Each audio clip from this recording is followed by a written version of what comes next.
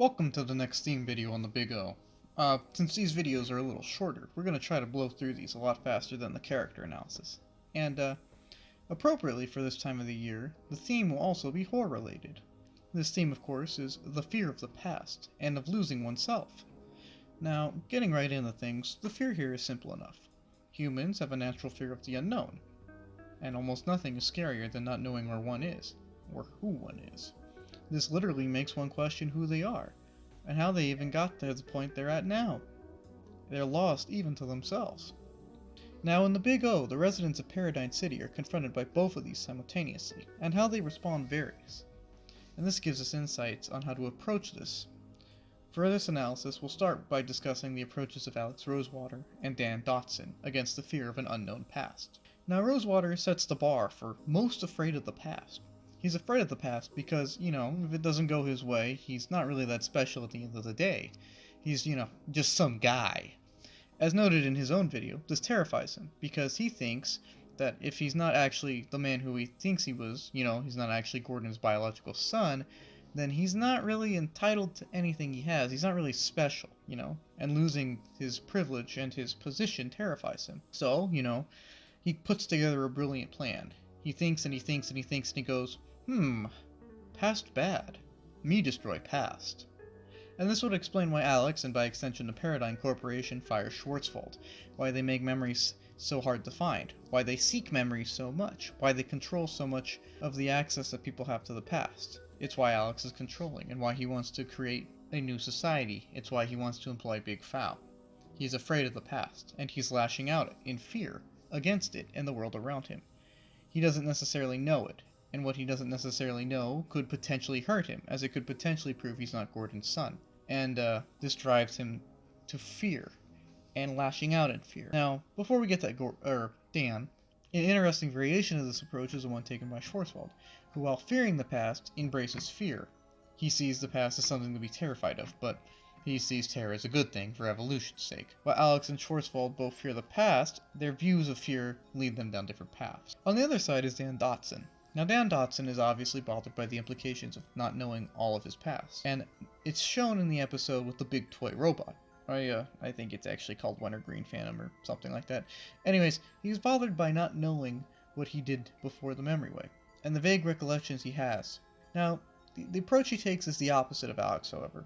While Alex lashes out in primal fear, simply trying to brute force his way to security and taking out the past and his fear of it, Dan Dotson takes a level-headed and logical approach.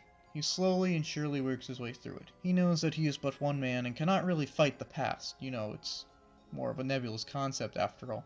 All he can do is learn what he can, and then calmly proceed along a series of logical decisions to the best possible outcome for his current situation and life. He slowly but surely logics his way through his fears and bolsters himself and his convictions with who he is today. He is initially haunted by his memory of the past, why he doesn't know what they are, and he tries to gather all the information he can before deciding anything. Once he has gathered everything he can, though, he calmly confronts the reality that he will probably never know the entirety of his past, and this, while haunting him, will not necessarily stop him from progressing as a person. Finally, he figuratively and literally kills the specter of the past haunting him. He decides to live in today and move on, as opposed to living in constant fear of the past. Now, let's look at a greater fear here, though. Fear of not knowing oneself. Now, often in the Big O, this fear is born of not knowing the past. Take, Mr. Weiss.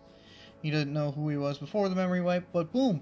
Found himself in this nice house, and he found himself in complete fear of not knowing what's going on. Boom, settles down. Anyways, this fear is different from not knowing the past.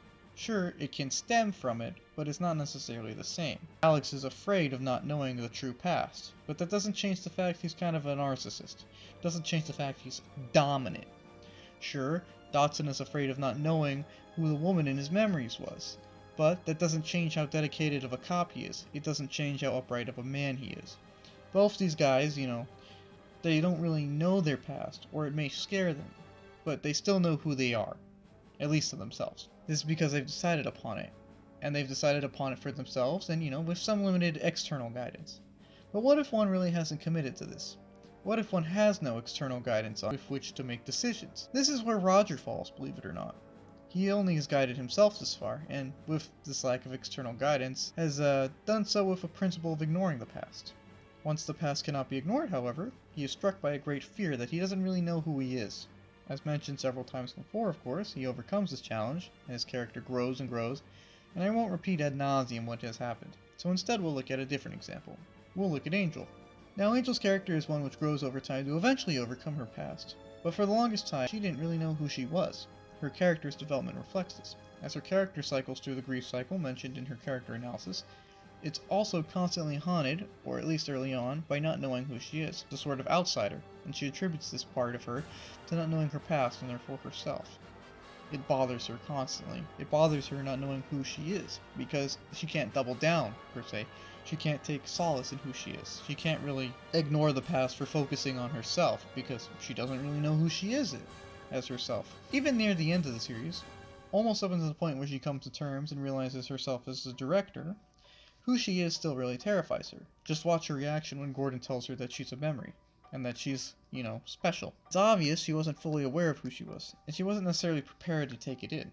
She kind of just went through going through the motions of things for a bit, and even then was scared of who she was. Although I'd like to say that this fear did push her to act from time to time, and this may have lent a shred of credence to Schwarzwald's thoughts after all. You see, Schwarzwald is one who expresses a blatant fear of not knowing oneself. He is terrified by the idea that people will stagnate and never really realize who they are meant to be. He is afraid that they will sink into decadence and never get to know themselves enough to grow. He is terrified of people just, kind of going on autopilot and going through the motions and waiting to die. He is terrified of the possible consequences of not knowing who one is. Because if one doesn't know who one is, how can one grow to know the world? How can one grow to know the truth? Because at the end of the day, you need to know who you are, or at least have a semblance of who you are, and gain more information on that as you progress and grow as a person.